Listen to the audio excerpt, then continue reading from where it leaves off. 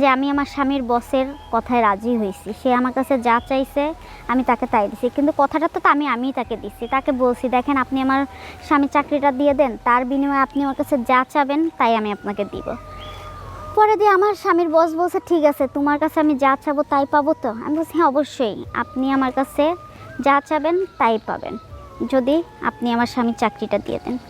পরবর্তীতে যাই হোক, আমার স্বামীর চাকরিটা সে দেয়, তার সত্ত্বেও আমি রাজি হই। এর বিনিময়ে, আমার স্বামীর চাকরির বিনিময়ে, আমি আমার স্বামীর বসের সাথে তার বাংলো বাড়িতে যেয়ে প্রতি সপ্তাহে একবার করে তার সাথে থেকে আসি, শারীরিক সম্পর্ক করে আসি। এটা আমার স্বামী জানে না। আমার স্বামী জানে যে তার চাকরিটা আমি বাঁচাই দিছি, আমার কারণে সে চাকরিটা পাইছে, কিন্তু আমি বউ হিসেবে কি করে যে আমার স্বামীর চাকরিটা এনে দিছি এটা একমাত্র আমি জানি। ঠিক আছে, কথা আছে না, মানে বিপদে পড়লে সবাই স্বার্থের দিকে তাকায়। তো এরকমই হয়েছে যে বিপদে পড়ছি, এই জন্য স্বার্থে আঘাত পড়ছে। তো এখন কিছু করার নেই। তা আপনারা মনে করতে পারেন যে আমি অন্যায় কাজ করছি। আমি অন্যায়, হ্যাঁ আমি অন্যায় করছি, তাই বলে আমি এত বড় অন্যায় করি নাই, আর এত বড় অন্যায় করতেও চাই নাই, বাধ্যতা করছি। এখন যাই হোক, আমার সংসার এখন অনেক সুখ। আগে আমার স্বামীর বেতন আসছিল 20,000, এখন আমার স্বামীর বেতন হয়েছে 1 লাখ। দেখেন কোথা থেকে কোথায় গেছে। তার বিনিময়ে আমার কি করতে হয়? তার বিনিময়ে আমার স্বামীর বসের সাথে যে আমাকে সঙ্গ দিতে হয়। তার বিনিময়ে কি করব আমি, বলেন কি করব? কিছু তো করার নেই, এখন আমি বাধ্য। তো আমি একটা কথা বলি, যেসব মেয়েরা তার স্বামী চাকরির জন্য তার বসের কাছে হাতে পায়ে ধরবেন, ঠিক আছে, আমি মনে করি না ধরাই উচিত। দেখেন আমি আমার সংসার রক্ষা করতে যে তার বসের হাতে পায়ে ধরছি, তার বস আমাকে যা প্রস্তাব দিছে সেই প্রস্তাবে আমার রাজি হইতে হয়েছে। হ্যালো, আসসালামু আলাইকুম, আমি ফারজানা, বর্তমানে আমি গাজীপুরে থাকি। তো আজকে আসছি আপনাদের সাথে দুঃখ প্রকাশ করতে। আর কেউ তো নাই তার সাথে দুঃখ প্রকাশ করবো, তাই আপনাদের সাথে আসছি আমার দুঃখ প্রকাশ করতে। সেটা হচ্ছে যে আমি ফারজানা নিজে প্রেম করে বিয়ে করছি। যাই হোক, প্রেম করে বিয়ে করছি। আজকে আমাদের মাঝখানে আমাদের সুখের সংসার ছিল, এতটা সুখের সংসার ছিল যে আমরা প্রেম করে বিয়ে করবো, আমাদের সংসারে কোনো অভাব অনটনা কোনো কিছু ছিল না। কারণ এখন অভাব অনটনা আসছে, কারণ হচ্ছে যে আমার স্বামীর চাকরি নেই।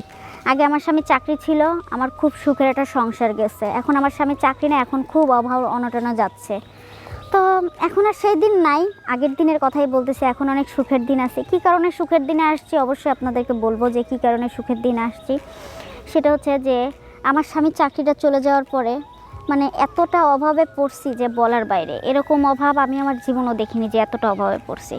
যাই হোক, তো আমি আমার স্বামীর অফিসে গেছি, আমার স্বামীর বসের বলতে যে আমার স্বামীর চাকরিটা যেন দিয়ে দেয়। তো যাক, সে রাজি হয় না, দিবে না। এক পর্যায়ে দেখা যায় যে আমার স্বামীর যে বস, যে তার স্যার, সে স্যার আমাকে দেখছে। দেখার পরে তার অনেক ভালো লাগছে। পরে আমাকে বললো, তোমার নাম্বার আছে, ফেসবুক আইডি আছে? আমি বলছি, হ্যাঁ আমার সব আছে, কিন্তু আমি দিব না। পরে স্যারে বলছে, তাই তোমার স্বামী চাকরিও হবে না, কারণ তোমার স্বামী যখন একটা অপরাধ করছে। যাই হোক, অনেক কিছু, অনেক ব্যাপার, অনেক কিছু, অনেক কাহিনী। যাক, পরবর্তীতে আমি আমার স্বামীর বসরে আমার মোবাইল নাম্বারটা দিয়ে আসি যেন আমার স্বামীর চাকরিটা সে দিয়ে দেয়। ঠিক আছে, তার অফিসে ডেলি তো যাওয়া আমার সম্ভব না, এজন্য আমি আমার নাম্বারটা তাকে দিছি যেন সে আমার স্বামী চাকরিটা দেয়। পরে যাই হোক, আমি আমার স্বামী চাকরির জন্য আমার স্বামীর বসের কাছে আমি ফোন দিই যেন সে আমার স্বামীর চাকরিটা দিয়ে দেয়, সে তার যে ভুল সে যেন ক্ষমা করে দেয়। যাই হোক, সে দিবে, কিন্তু এটার মধ্যে একটা শর্ত আছে। শর্তটা হচ্ছে যে আমার স্বামীর বসের বউ অনেক অসুস্থ, সে তার বউর সাথে কোনো সম্পর্ক জড়িত নাই, অজড়িত। তো সেই সম্পর্কটা সে আমার সাথে জড়িত করতে চাচ্ছে। যে সম্পর্কটা তার বউর সাথে সে জড়িত ছিল, সেই সম্পর্কটা তৈরি করতে চাচ্ছে। তো আমি এক পর্যায়ে চিন্তা করলাম যে আমার স্বামীর চাকরিটার জন্য যদি আমি এই সম্পর্কটা তৈরি করি, তাহলে আমার স্বামী ভালো একটা পজিশনে চাকরি হবে, ভালো বেতনের চাকরি হবে। এই জন্য আপনারা বলতে পারেন আমি লুভি না, আমি আমার সংসার বাঁচানোর জন্য এই অপরাধটা করছি। সেই অপরাধটা হচ্ছে যে আমি আমার স্বামীর বসের কথায় রাজি হয়েছি, সে আমার কাছে যা চাইছে আমি তাকে তাই দিছি, কিন্তু কথাটা তো আমিই তাকে দিচ্ছি। তাকে বলছি, দেখেন আপনি আমার স্বামীর চাকরিটা দিয়ে দেন, তার বিনিময়ে আপনি আমার কাছে যা চাবেন তাই আমি আপনাকে দিব। পরে দিয়ে আমার স্বামীর বস বলছে, ঠিক আছে তোমার কাছে আমি যা চাবো তাই পাবো তো? আমি বলছি, হ্যাঁ অবশ্যই, আপনি আমার কাছে যা চাবেন তাই পাবেন, যদি আপনি আমার স্বামীর চাকরিটা দিয়ে দেন। পরবর্তীতে যাই হোক, আমার স্বামীর চাকরিটা সে দেয়, তার সত্ত্বেও আমি রাজি হই। এর বিনিময়ে আমার স্বামীর চাকরির বিনিময়ে আমি আমার স্বামীর বসের সাথে তার বাংলো বাড়িতে যেয়ে প্রতি সপ্তাহে একবার করে তার সাথে থেকে আসি, শারীরিক সম্পর্ক করে আসি। এটা আমার স্বামী জানে না। আমার স্বামী জানে যে তার চাকরিটা আমি বাঁচাই দিছি, আমার কারণে সে চাকরিটা পাইছে, কিন্তু আমি বউ হিসেবে কী করে যে আমার স্বামীর চাকরিটা এনে দিছি এটা একমাত্র আমি জানি। ঠিক আছে, কথা আছে না, মানে বিপদে পড়লে সবাই স্বার্থের দিকে তাকায়। তো এরকমই হয়েছে যে বিপদে পড়ছি, এই জন্য স্বার্থে আঘাত পড়ছে। তো এখন কিছু করার নেই। তো আপনারা মনে করতে পারেন যে আমি অন্যায় কাজ করছি। আমি অন্যায়, হ্যাঁ আমি অন্যায় করছি, তাই বলে আমি এত বড় অন্যায় করি নাই, আর এত বড় অন্যায় করতেও চাই নাই, বাধ্যতা করছি। এখন যাই হোক, আমার সংসার এখন অনেক সুখ। আগে আমার স্বামীর বেতন আসছিল 20,000, এখন আমার স্বামীর বেতন হয়েছে 1 লাখ। দেখেন কোথা থেকে কোথায় গেছে। তার বিনিময়ে আমার কি করতে হয়? তার বিনিময়ে আমার স্বামীর বসের সাথে যে আমাকে সঙ্গ দিতে হয়। তার বিনিময়ে কি করব আমি বলেন, কি করব? কিছু তো করার নেই। এখন আমি বাধ্য। তো আমি একটা কথা বলি, যেসব মেয়েরা তার স্বামী চাকরির জন্য তার বসের কাছে হাতে পায়ে ধরবেন, ঠিক আছে, আমি মনে করি না ধরাই উচিত। দেখেন আমি আমার সংসার রক্ষা করতে যেয়ে তার বসের হাতে পায়ে ধরছি, তার বস আমাকে যা প্রস্তাব দিছে সেই প্রস্তাবে আমার রাজি হইতে হয়েছে। তা আমি মনে করি বাংলাদেশের যত নারী পুরুষ আছে, মহিলারাও চাকরি করবেন, স্বামীও চাকরি করবে। স্বামীর চাকরি গেলে বউর চাকরিটা থাকবে। একজনের উপর নির্ভর করে থাকলে আমার মতন অবস্থা হবে। যেমন আমি আমার স্বামীর চাকরির উপরে নির্ভর ছিলাম, একজনের আয় দিয়েই সংসার চলতো। হুট করে আমার স্বামীর চাকরিটা চলে গেছে, আর আমার সংসারে অভাব অনটন আসছে।